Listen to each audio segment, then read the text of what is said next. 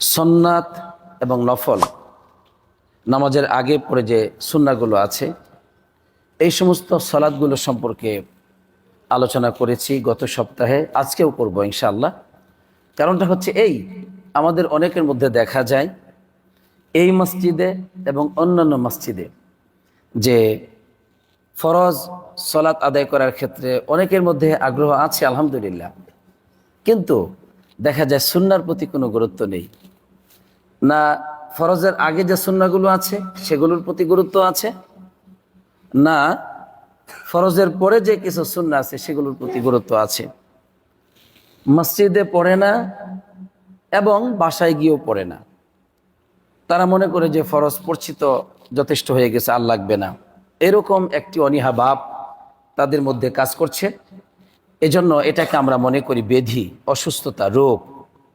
এই রোগকে প্রতিষেধক হিসাবে আল্লাহ সুবহানাহু ওয়া তাআলা তার রাসূলের মাধ্যমে তিনি ঔষধ নাজিল করেছেন যে এই সমস্ত বিষয়গুলো জানলে পরে ইনশাআল্লাহ আমাদের মধ্যে সুন্নতের প্রতি যে একটি অবহেলা আছে, নফল ইবাদতের প্রতি যে একটি অনীহা অলসতা আছে, আল্লাহ তৌফিকে সেটা দূর হয়ে যাবে ইনশাআল্লাহ। আল্লাহ রাব্বুল আলামিন যেন আমাদেরকে সেই তৌফিক দান করেন, আমিন। সম্মানিত মুসলিম কেরাম, আমরা এই রূপটির দুটো কারণ মনে করি। একটি হচ্ছে যে তাদের অজ্ঞতা, সুন্নত নামাজের ব্যাপারে আল্লাহ তাআলার কাছে যে এত পুরস্কার আছে এই বিষয়ে অধিকাংশ মুসলমান নরনারী অজ্ঞ। এজন্য দেখা যায় তারা সুন্নত নামাজের প্রতি অবজ্ঞা বা অবহেলা প্রদর্শন করে থাকে। দ্বিতীয়ত আরেকটি হচ্ছে যে আখিরাতে তাদের উচ্চ আসনে পৌঁছার, আখিরাতে জান্নাতের সুউচ্চ আসনে পৌঁছার, আল্লাহ তাআলার নৈকট্য হাসিলের সেই প্রথম জায়গায় পৌঁছার কোনো স্বপ্ন তাদের মধ্যে নেই।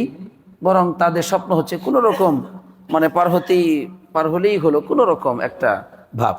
এখন কোনো রকম করলে তো পরে কিছুই পাবেন না। সুউচ্চ আশা করলে কিছুটা পাবেন, কিন্তু আপনার নিয়ত যদি থাকে একদম দুর্বল, যে একদম শেষের কাতার, তাহলে তো তাকবীরুল আপনি কোনোদিনও পাবেন না। সুতরাং আমরা বলতে চাচ্ছি যে এই দুটো কারণেই মূলত বিশেষভাবে মানুষ সুন্নাহর প্রতি অবজ্ঞা প্রদর্শন করে। একটি হচ্ছে যে তারা এই সুন্নাহর যে ফজিলত, এর যে মর্যাদা, এই বিষয়ে তারা অজ্ঞ। আর আরেকটি হচ্ছে তারা সুউচ্চ মর্যাদায় পৌঁছতে চায় না, আল্লাহর সেই নৈকট্য হাসিলের সেই মহা নিকটবর্তীর জায়গায় তারা পৌঁছতে চায় না। এই কারণে দেখা যায় তাদের মধ্যে অবহেলা। আশা করি ইনশাআল্লাহ আমাদের আলোচনাগুলোর মাধ্যমে আপনাদের এই রোগ নিরাময় হবে। এই রোগের প্রতিষেধক হিসাবে আলোচনাগুলো কাজে লাগবে। আল্লাহ সে তৌফিক দান করুক, আমিন। আমি সুন্নত নামাজগুলো পড়বার আগে আমি আপনাদেরকে একটা বিষয় শোনাতে চাই। সেটা হচ্ছে যে আপনার জীবনে যত বেশি সেজদা পাওয়া যাবে তত বেশি আপনার এই দেহের, এই মানুষটির মর্যাদা আল্লাহর কাছে বৃদ্ধি পাবে। আলহামদুলিল্লাহ, এখানেই কল্যাণ। রুকু এবং সেজদার মধ্যে আমাদের জীবনে সফলতা আল্লাহ তাআলা রেখে দিয়েছেন। আল্লাহ তাআলা বলছেন, ইয়া আইয়ুহাল্লাযীনা আমানু রুকউ ওয়াসজুদু ওয়া'বুদু রাব্বাকুম ওয়াফআলুল খায়র লাআল্লাকুম তুফলিহুন। হে বিশ্বাসীগণ, তোমরা রুকু করো, তোমরা সেজদা করো, এবং তোমরা ওয়া'বুদু রাব্বাকুম, তোমরা তোমাদের রবের ইবাদত করো, ওয়াফআলুল খায়র, ভালো কাজ করো, লাআল্লাকুম তুফলিহুন, তাহলে তোমরা সফলকামী হতে পারবে, সফলতায় পৌঁছতে পারবে। এখানে রুকুর কথা বললেন, সেজদার কথা বললেন। রুকু এবং সেজদার পরে বলছেন যে তোমরা ইবাদত করো, তোমরা ভালো কাজ করো। সুতরাং আমাকে আপনাকে এই রুকু এবং সেজদার প্রতি অধিক গুরুত্ব দিতে হবে। এই বিষয়টি যদি আমাদের জীবনে চলে আসে, তথা সলাতের গুরুত্ব যদি আমাদের জীবনে চলে আসে, রুকু এবং সেজদা দেওয়ার অভ্যাস, মহব্বত, ভালোবাসা যদি আমাদের জীবনে স্থান পায়, তাহলে অন্যান্য সকল কল্যাণকর কাজ করা, সকল ইবাদত করা আমাদের জন্য খুব সহজ ও সাধ্যকর হয়ে যাবে আল্লাহর তৌফিকে। এজন্য রুকু এবং সেজদা আপনাকে আমাকে অনেক গুরুত্ব দিতে হবে। এরপরে বলতে চাই যে কোরআনুল কারিমে নবীদের পরে যাদের সুউচ্চ মর্যাদার কথা এসেছে, নবীদের পরে যাদের মর্যাদা মানুষ হিসেবে আল্লাহর কাছে স্থান পেয়েছে, তারা হচ্ছেন সাহাবায়ে কেরামগণ। মুহাম্মদ সাল্লাল্লাহু আলাইহি সাল্লামের সাহাবায়ে কেরামগণ, তাদের যে চরিত্র আল্লাহ তাআলা সেটা উল্লেখ করেছেন কোরআনুল কারীমে, যে তাদের অবস্থা হচ্ছে তারাহুম রুকআন সুজ্জাদা, তাদেরকে তুমি দেখতে পাবে তারা রুকুকারী এবং সেজদাকারী। এর মানে তাদের মধ্যে অধিক রুকু, অধিক সেজদা পাওয়া যাবে, এগুলো তুমি দেখবে তাদের চরিত্রের মধ্যে। আলহামদুলিল্লাহ। আর রুকু এবং সেজদা দিয়েই ইয়াবতাগুনা ফাদলাম মিনাল্লাহি ওয়া রিদওয়ানা, আল্লাহ রাব্বুল আলামিনের কাছ থেকে তারা কি চায়? ফদল, অনুগ্রহ চায়, পুরস্কার পেতে চায়, মর্যাদা চায়। ওয়া রিদওয়ানা, রুকু সেজদার মাধ্যমেই আল্লাহর কাছে তারা আল্লাহ সন্তুষ্টি চায়। আলহামদুলিল্লাহ।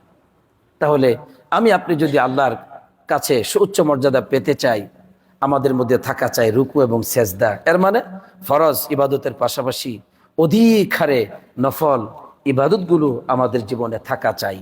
তাহলে আল্লাহর এই যে প্রশংসা সাহাবায়ে কেরামদের ব্যাপারে, ওই প্রশংসার একটা ভাগীদার আমি আপনি হতে পারবো, যে আমরাও আমাদের জীবনে রুকুকারী এবং সেজদাকারী হিসেবেই জীবনযাপন করেছি। আলহামদুলিল্লাহ। আল্লাহ তৌফিক দান করুক, আমিন।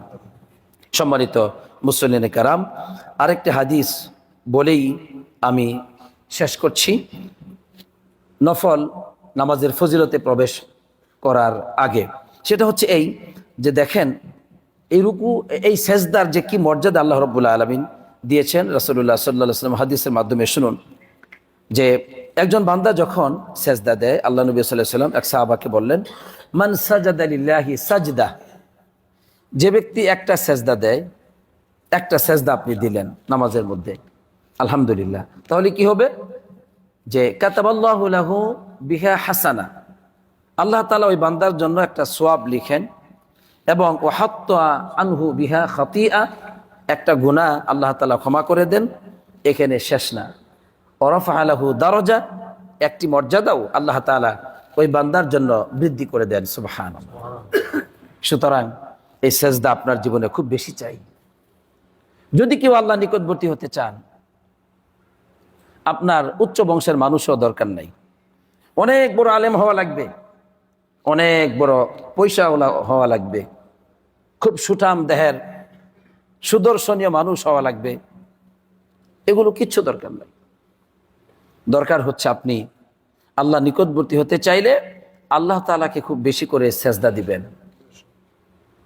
আল্লাহ নবী সাল্লাল্লাহু আলাইহি ওয়াসাল্লাম বলেছেন, আকরাবু মা ইয়াকুনুল আবদু মির রাব্বিহি ওয়া হুয়া সাজিদ, একজন বান্দা যখন সেজদায় অবনত হয়, ঠিক তখন আল্লাহ তাআলার আকরব, খুব বেশি নিকটবর্তী হয়ে যায়। সুবহানাল্লাহ। সুতরাং নফল ইবাদত আমাদের জীবনে খুব ব্যাপক হারে থাকতে হবে, বিশেষ করে নফল সালাত। আমাদের দিনের মধ্যে 5 ওয়াক্ত সালাতের আগে পরে কিছু সুন্নত নামাজ আল্লাহ নবী সাল্লাল্লাহু আলাইহি ওয়াসাল্লাম দিয়েছেন, আমাদেরকে তিনি জানিয়েছেন, এবং সেগুলোর ফজিলতও তিনি বলে দিয়েছেন। তিনি বলেছেন যে যে কোনো বান্দা তার জীবনে এই নামাজগুলোকে হেফাজত করবে, তথা কিছু সুন্নত আছে আগে ফরজের, কিছু আছে পরে, তবে এগুলো কিন্তু ঘরে সালাত আদায় করাটা উত্তম। মসজিদের চাইতে আপনি আপনার ঘরে এই নফল নামাজগুলো, এই সুন্নত নামাজগুলো আদায় করবেন, এগুলো আপনার জন্য বেশি উত্তম। আল্লাহ নবী সাল্লাল্লাহু আলাইহি ওয়াসাল্লাম বলেছেন, খায়রুস সালাতিল মারই ফি বাইতিহি ইল্লা সালাতুল মাকতুবা, একজন বান্দার জন্য, একজন মানুষের জন্য ঘরে নামাজ আদায় করাই উত্তম। এর মানে নফল সালাতগুলো ঘরে পড়াই উত্তম, তবে ইল্লা সালাতুল মাকতুবা, ফরজ সালাত ব্যতীত। ফরজ সালাতের ক্ষেত্রে অবশ্যই জামাতবদ্ধভাবে আদায় করতে হবে, এটা আপনার উপর ওয়াজিব করে দেওয়া হয়েছে। এখন এই যে সুন্নাহ নামাজগুলো আছে, এগুলো আছে 12 রাকাত। কত রাকাত? 12 রাকাত। আল্লাহ নবী সাল্লাল্লাহু আলাইহি ওয়াসাল্লাম বলেছেন যে মান সাল্লা ফি ইয়াউমিন ওয়া লাইলা, যে ব্যক্তি রাতে এবং দিনে সে 12 রাকাতান 12 রাকাত সালাত আদায় করবে, এর মানে এগুলো ফরজের বাহিরে, তাহলে কি হবে? বুনিয়া লাহু বাইতুন ফিল জান্নাহ, ওই বান্দার জন্য জান্নাতে একটি ঘর নির্মাণ করা হয়। সুবহানাল্লাহ। তাহলে একটু লক্ষ্য করুন যে কত বড় ফজিলত আসছে। দুনিয়াতে আমরা একটা বাড়ি করার জন্য সারাটা জীবন ব্যয় করে দেই। প্রতিদিন আমার 8 ঘন্টা, 9 ঘন্টা, 12 ঘন্টা ডিউটি করতেছি, কেন? একটা বাড়ি করব, অনেক বড় স্বপ্ন, একটা বাড়ি করব, বিল্ডিং একটা বাড়ি করতে চাই। এই কারণে স্ত্রী সন্তান রেখে আপনারা এখানে চলে এসেছেন। স্বপ্ন কি? একটা বাড়ি করতে চাই, হয়তো শহরে অথবা গ্রামে, কিন্তু সুন্দর একটা বাড়ি করতে চাই। এরপরে সেখানে আপনি আর কয়দিন থাকবেন? আপনি বাড়ি বানাইতে বানাইতে তো শেষই আপনার জীবন। এই একটি বাড়ির জন্য জীবনটাকে ব্যয় করে দিচ্ছি, আর প্রতিদিন আপনি একটা করে আলহামদুলিল্লাহ জান্নাতে ঘর নির্মাণ করা হবে প্রতিদিন। এটা আপনার কেমন মর্যাদা? আপনি 12 রাকাত সালাত আদায় করবেন, বাস আপনার জন্য জান্নাতে একটা ঘর নির্মাণ করা হবে। সুবহানাল্লাহ। এ কথা কে বলেছেন? রাসূলুল্লাহ সাল্লাল্লাহু আলাইহি ওয়াসাল্লাম বলেছেন। তিনি কি মিথ্যা বলেন? তিনি যা বলেন, ওমা ইয়ানতিকু আনিল হাওয়া ইন হুয়া ইল্লা ওয়াহয়ু ইউহা, তিনি যা বলেন সব হচ্ছে কি? ওহী। ওহী ছাড়া তিনি কোনো কথা বলেন না। সুতরাং একথা ওহী, এটা আল্লাহর পক্ষ থেকে তিনি ওহীর মাধ্যমে বলেছেন। এই হাদিস সত্য, এই বাণী সত্য, আপনাকে জান্নাতে একটা ঘর দেওয়া হবে প্রতিদিন। সুবহানাল্লাহ, আল্লাহু আকবার, আল্লাহু আকবার। তাই আমি আপনাদেরকে বলবো, আমাকে বলবো যে কোনো দিন এটাকে আপনারা নষ্ট করবেন না।